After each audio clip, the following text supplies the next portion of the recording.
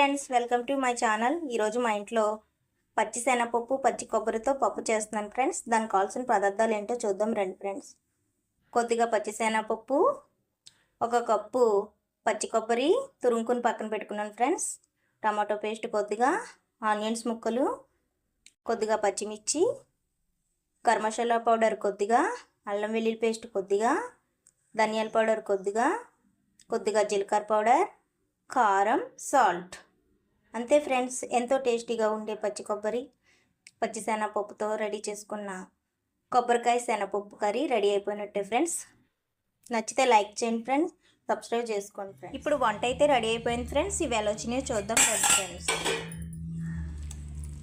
పచ్చి శనగపప్పు పచ్చి కొబ్బరితో పప్పు, దీనికి కాంబినేషన్గా చింతపండు రసం పెట్టుకున్నాను ఫ్రెండ్స్.